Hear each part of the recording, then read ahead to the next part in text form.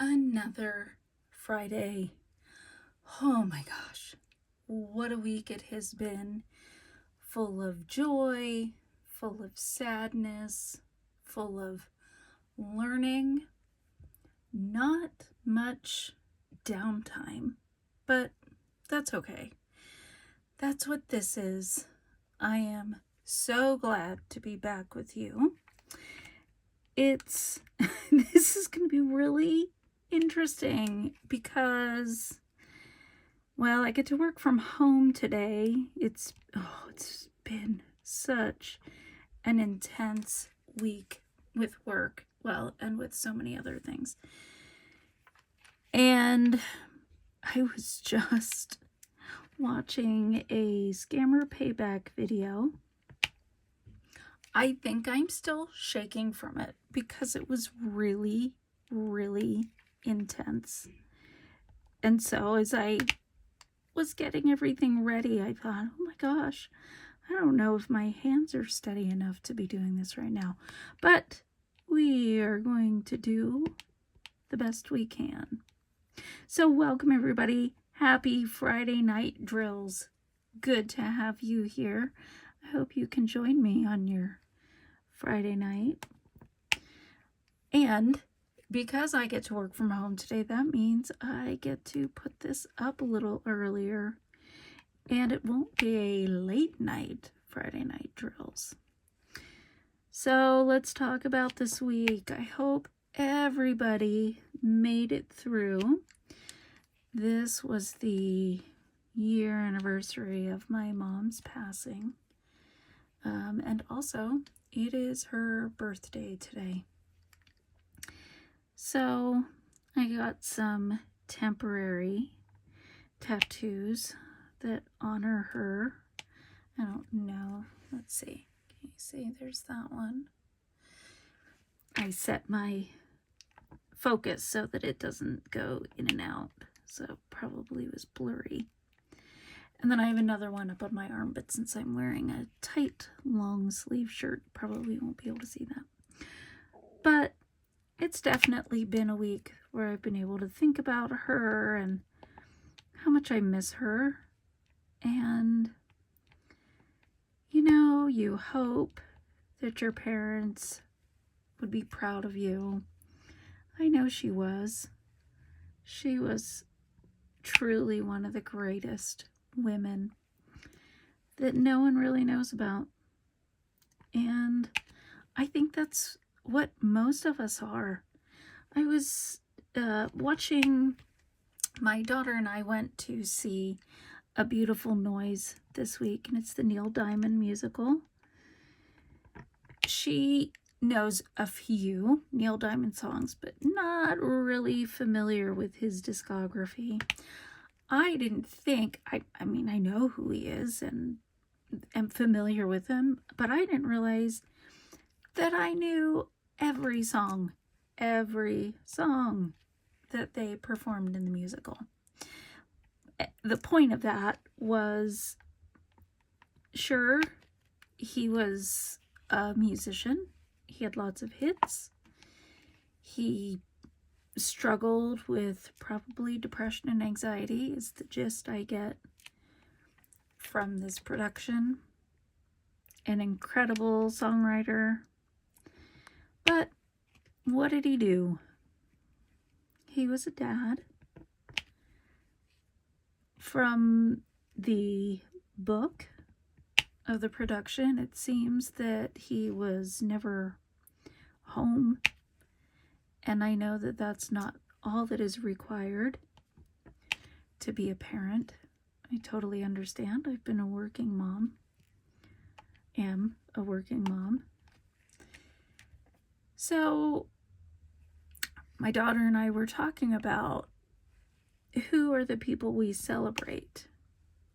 And again, I have to say, I teared up. They sang Love on the Rocks, and all of a sudden I was transported back to being a little girl I think I was in the kitchen. My mom had know which album it was. I want to say it was The Jazz Singer, but I don't think Love on the Rocks is on that album. I'll have to go look that up. But all of a sudden, I could see my mom. I could hear my mom. And this week of all weeks, ooh, let's hope I can get through this. This week of all weeks, it was really sensitive and beautiful to think of her, which is such a weird song choice for me to associate with my mom. Nevertheless, I did. And so all that brings me back to my mom being one of the greatest women that people will never know. Now, we talked about this last week. I am going to be a first-time grandma. The date is set if she doesn't come earlier, which is so exciting, but it's made me think about what kind of grandma I want to be. I had one grandma pass when I was very young. I think I might have been 4 or 5. I'll have to double check. I think I was 5 when she passed. And her husband, my grandpa, he lived a few years more. I think I was 7 or 9 when he passed.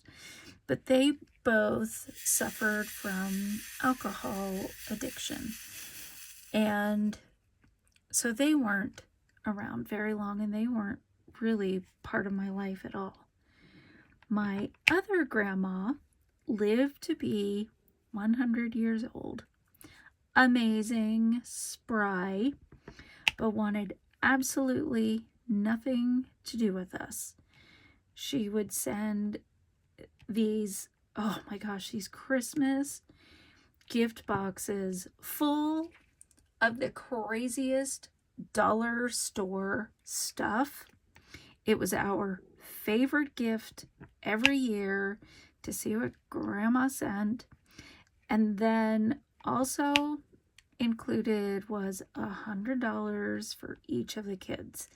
And you got $100 on your birthday too. So she always said she sent money because then she didn't have to, like, that was her way of grandparenting. She didn't actually want to see us or spend time with us. She just wanted to send the money. You know, I was cool with that. $100 in the 70s and 80s, that's a lot of money. So I wasn't sad until I was older and processed all of that and thought, that's kind of an interesting way to grandparent. So I definitely, that is not my way of grandparenting either. Those were my examples. For my parents, I live out west, they lived in the east, and so the only time I had my mom was for my first. When I had my first baby, she came out and stayed with us for a week because it's, now that I think about it, it's crazy. We didn't have insurance because we switched jobs in between, and at that time that meant we lost insurance, and a pregnancy was considered a pre-existing condition. So since it was going to be self-pay, boy, we cut every corner there was. I was back in my house 12 hours after he was born because that's what we could afford. And I think about that now. I guess I didn't have any other kids to take care of at the time, so I could be at home just as easily as I could be in the hospital, probably even quieter at home. So the first day. I would have been in the hospital. Then I came home. I believe my mom came out probably 2 or 3 days later. I remember she helped me give him his first bath. I was so stressed about it. It's this teeny tiny little person, and you're already shaky and still in recovery and trying to figure out how to do everything and balance his head and check the water temperature and hold a towel and all those things. She was invaluable for that. I can't imagine not having my mom there to teach me all that. But that was the only time she was there. She wasn't present for any of the actual births. I am very fortunate. I had, for my bookend boys, my oldest and my youngest, my first one, my oldest sister, happened to be there in the room because I just wasn't feeling well. I thought I was in labor. I called the hospital, and as I described things, they said, no, you're not.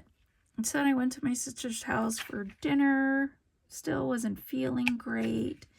Came home, called the doctor, and they were saying, well, why don't you take a bath? And then I was in the bath, and I was feeling awful. I was in so much pain. So my husband called the midwives, and they said, is that her in the background? Just kind of moaning. And he said, yeah. And they said, she's in transition. That baby's going to be born. Get to the hospital now. So he put the phone down. Actually, I think he called my sister and said, we're going, because she had said, keep me posted. She was the only family I had out here. And so we let her know, and she made it in time to join for his delivery. And then my youngest, 9 years later, my other sister was there, and she was there for his delivery.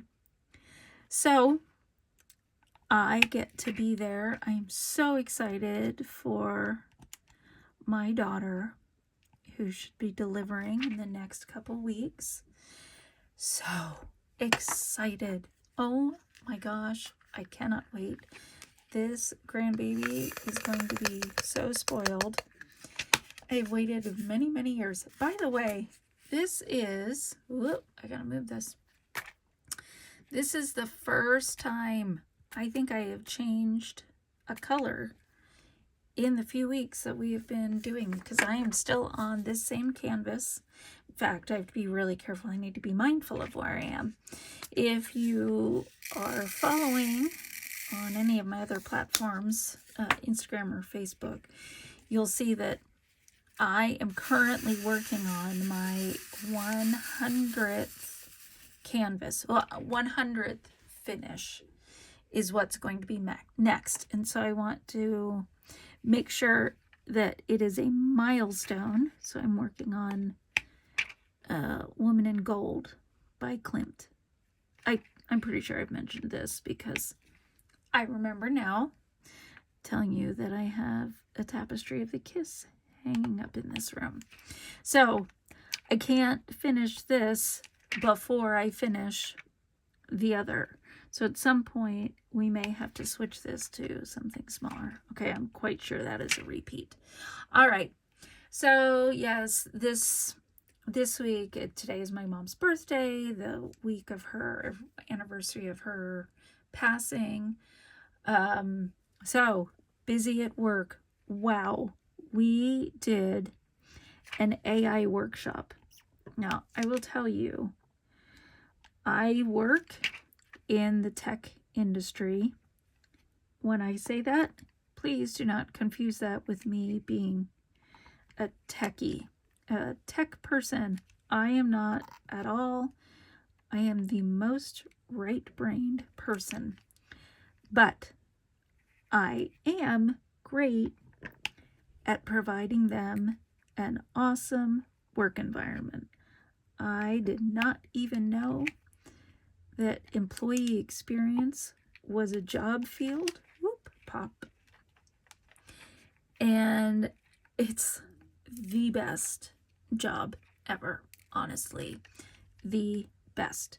So my job is to take care of them, make their work environment fun and comfortable, and it's great.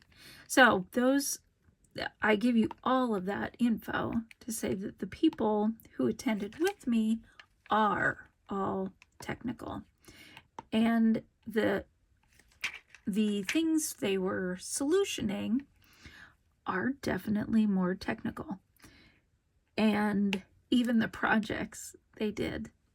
But one of the things I loved, speaking of projects, was we got broken up into teams after, a day and a half of training and a few hands-on activities. Why isn't that sticking? And each morning they would ask where we are. What's one word to describe how we're feeling? So my word to start was Terminator. I am a kid of the 80s. I was born in the late 60s. So Terminator, I think AI, I think Terminator and Skynet, and that robots are going to take over the world. They're going to gain intelligence and be sentient beings. And so that was my first word, was Terminator. So one of the activities we did was we jumped on Lovable. I think it's lovable.dev. Totally a fun website where you can use AI and build yourself an app. So they gave a few options of what we could do, but this team, after we came back together, they built one that was called the Anxiety Terminator, and they were explaining what it can do. And my nickname at work is J-Lo, and they said we built this for J-Lo. So it was specifically to alleviate your anxiety for AI taking over the world. Very entertaining. My team, of course, full of engineers. My one role was to say, I think it would look better in this style and colors. So that was my addition, my feedback for our team. Pretty minimal, yet still important. If this is going to be a functional app, it's got to be usable. It's got to be approachable. So if you have even a few minutes, go check out, I think it's lovable.dev. Not sponsored. We're just going to make that very clear. So we did that this week. Took a lot of time, 3 full days.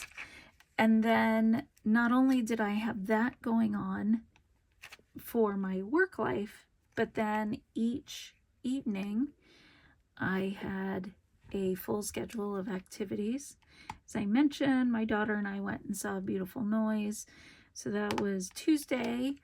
And then Wednesday, I got to go see the Flyers play. They came and played the Mammoth.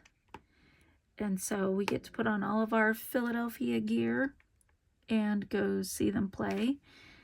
In true Philadelphia style, they blew it in the end. It's the same exact thing that happened last year. We were up, and then Utah, which is great. It's my home team. I mean, go Utah. Came back, tied, went into overtime, and then Philadelphia lost in overtime. Just feels like how things always go. So that was Wednesday night.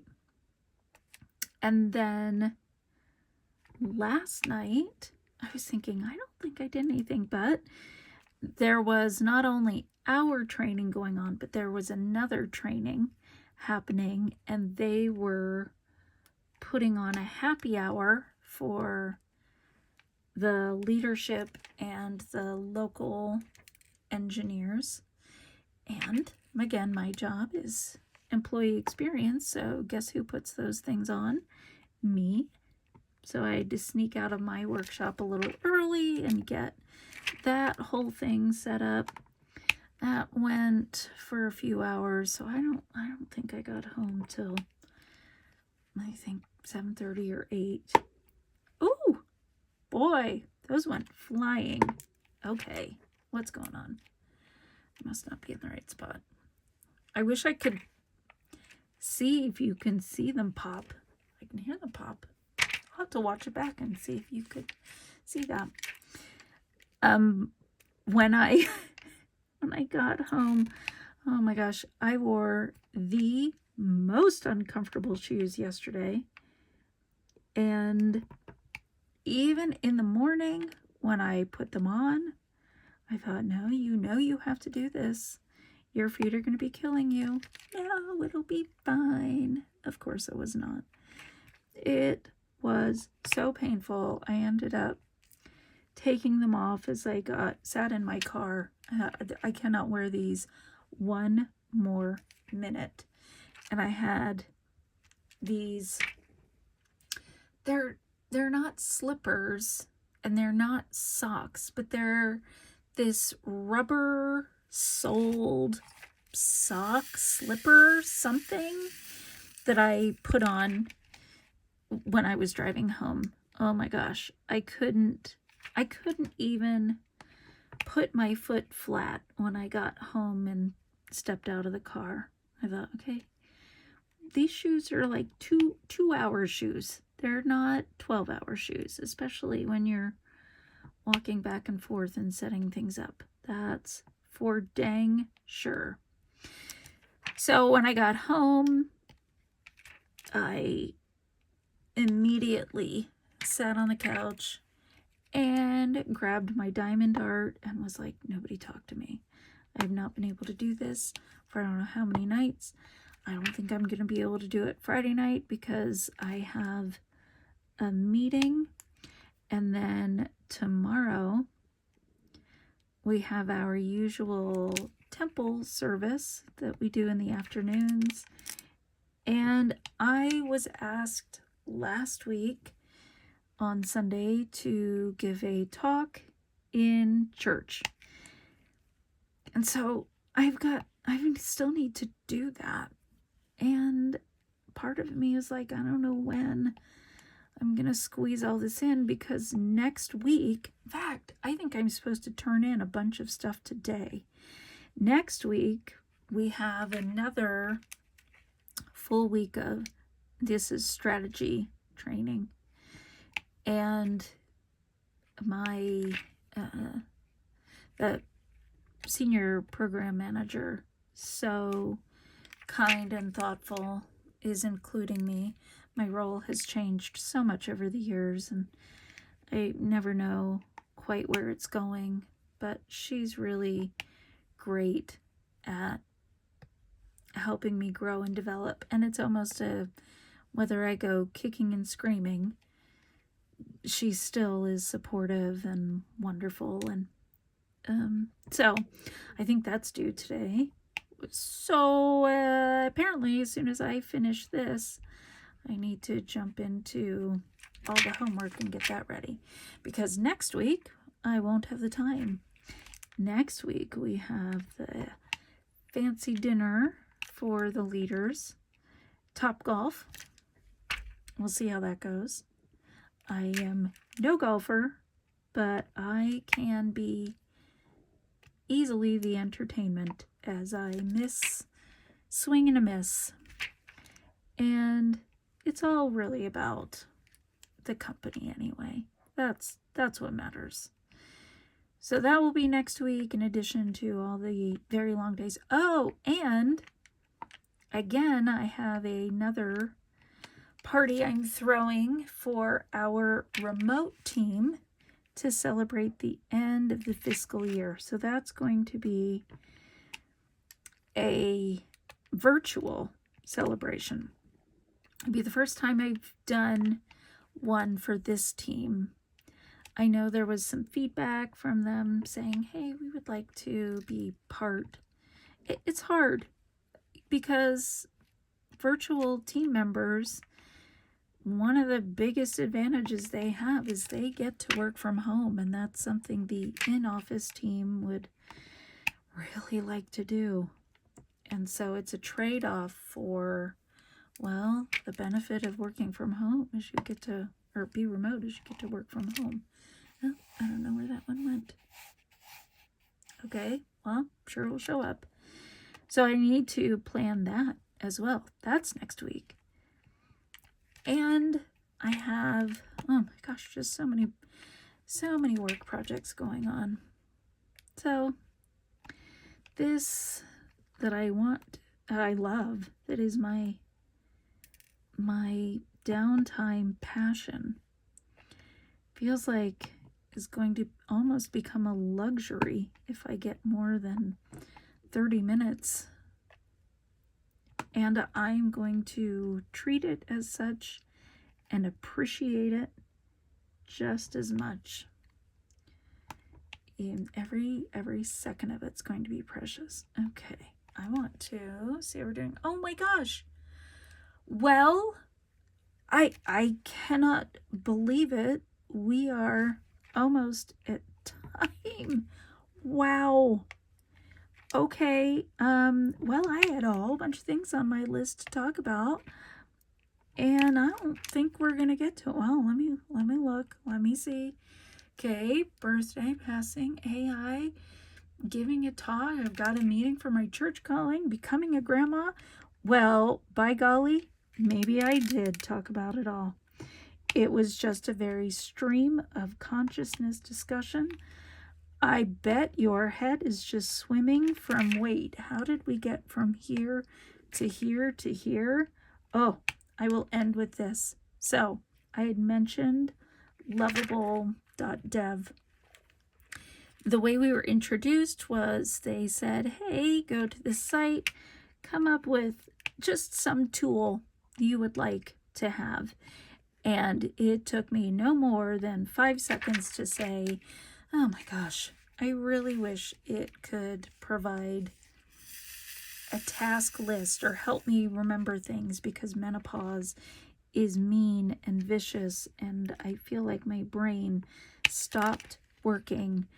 So I gave it one prompt, which was help menopausal women remember simple requests before they forget them. And so I wanted it to be simple, and I'm telling you, within seconds, it had built an entire reminder app. I know those are out there, but the thing I loved about this was it included things like it's in a soft, gentle color palette that is soothing, and all the little things in the box, all the prompts were encouraging, and oh, this will free up your mind and you don't have to stress. And it was all from one prompt, and I got the biggest kick out of it. So it was the best insight into my brain that I could imagine, and I am a big fan. That was what I walked out of that whole workshop with, was maybe I can move from a Terminator mindset to hopeful and encouraging. And so let me wrap up this section by being the same for you, and be a little hopeful and encouraging. I hope you have a wonderful week. I hope that you can accomplish all the things that are required of you. I hope you find joy, and I hope you realize that you are appreciated and you are doing your best. And I am grateful that you're able to join and be part of our community, where we don't worry about the things we don't have, but we appreciate the things we do have, and we support one another, and we want everybody to do and be their best, and we are grateful for it. And even if things are a little crooked, that's okay. You don't have to be perfect. You can be the crooked drill. I know I am pretty much all the time. But I appreciate you being here, and I'll see you next week. Bye.